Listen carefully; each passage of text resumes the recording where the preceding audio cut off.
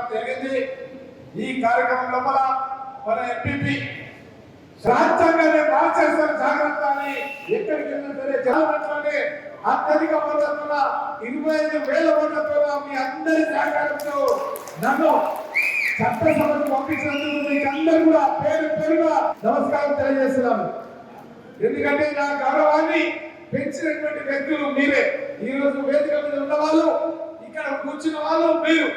నేను ఎక్కడికి వెళ్ళినా సరే ఆ గౌరవం మీ మూలంగానే నాకు దొరుకుతుందన్న విషయాన్ని ఎల్లప్పుడూ నేను గుర్తుపెట్టుకుంటానన్న విషయాన్ని కూడా మీకు అందరూ కూడా తెలియజేస్తూ, అదేవిధంగా నేను కోరుకునేది ఏంటంటే వచ్చే నెల 13వ తారీఖు రోజు జరిగే పార్లమెంట్ ఎన్నికల్లో కూడా పరిగి నియోజకవర్గ మెజార్టీతోనే రేవంత్ రెడ్డి గారు, రంజిత్ రెడ్డి గారు అత్యధిక మెజార్టీతో గెలవాలన్నదే నా యొక్క ఆలోచన. అంటే ఎక్కడికి వెళ్ళినా సరే నా కోరిక ఏంటంటే పరిగి ఓట్ల మూలంగానే అత్యధిక మెజార్టీ వచ్చింది, మన రంజిత్ రెడ్డి గారి గారి చర్చ జరగాలన్నదే నా కోరిక. అదేవిధంగా మీరందరూ కూడా కష్టపడి ఎక్కడైతే శాసనసభ ఎన్నికల్లో పనిచేసిందో 13వ తారీఖు జరిగే పార్లమెంట్ ఎన్నికల్లో కూడా అంతకంటే ఎక్కువ కష్టపడి పనిచేయాల్సిన బట్టి అవసరం ఉందన్న విషయాన్ని మీకు అందరూ కూడా చెప్తున్నా. ఎందుకంటే ఆ రోజు మనకు అధికారం లేదు, ఆ రోజు అధికారులు మనవాళ్ళు కాదు, పోలీసులు మనవాళ్ళు కాదు. ఆ రోజు ఉన్న ప్రభుత్వం మన పైన ఎన్నో కేసులు, ఎన్నో అక్రమ కేసులు పెట్టి ఎన్నో ఇబ్బందులు చేస్తున్నటువంటి పరిస్థితి ఆ రోజు ఉండే.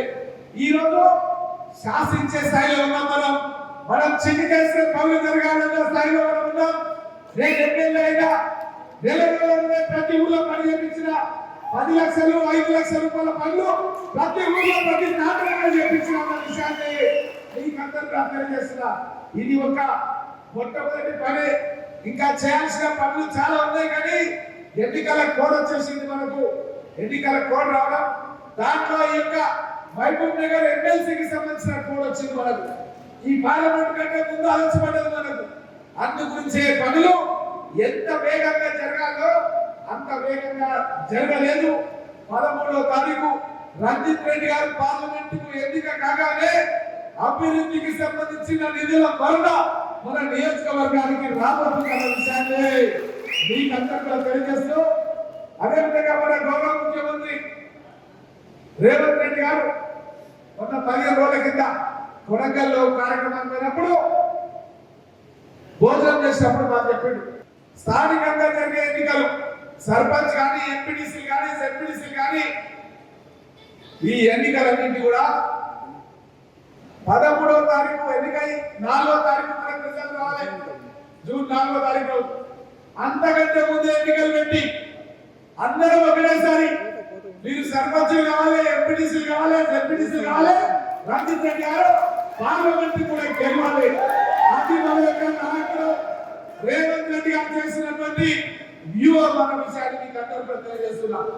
ఎందుకు ఈ వ్యూహం చేసినట్టే ఇప్పుడే మన సత్య హరిచంద్ర గారు చెప్పారు, పాలకుల కష్టపడేటువంటి సర్పంచ్లకు, ఎంపీలకు, జెడ్పీటీసీలకు విలువ లేదు.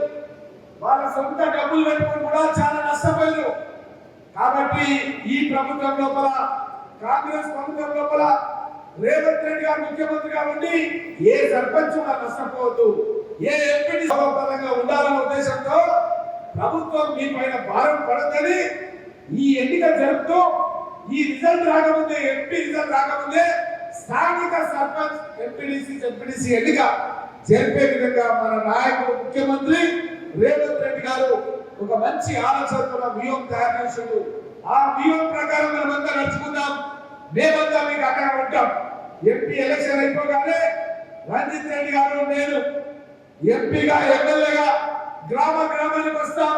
ప్రతి దగ్గర కూడా మిమ్మల్ని గెలిపించుకునే బాధ్యత మా భుజాల మీద వేసుకొని తీసుకెళ్తామన్న విషయాన్ని కూడా మీకందరూ కూడా స్పష్టమైనటువంటి హామీ రోజు దుర్గజల గడ్డ నుంచి గెలుస్తున్నాం. కాబట్టి మీరు ఇంకా ముందు ఆలోచన చేసేది లేదు. సామధాన దండోపాయాలు అంటారు. ఎట్లయితే వాళ్ళు అట్లా వినాలి, ఎట్లయితే వాళ్ళు ఒప్పియాలి, ఎదురికి మన భూములు ఒప్పియాలి. ఆ తర్వాత గట్లయింది ఇట్లయిందని కలగొట్టుకుంటా అంటే ఏ విధంగా అయితే నాకు ఓట్లేసిందో అంతకంటే రెట్టింపు ఓట్లేయాలి. ఆ రోజు మన గవర్నమెంట్ లేదు, మన ప్రభుత్వం లేదు, మన అధికారం లేదు. ఇప్పుడు ఎవరైతే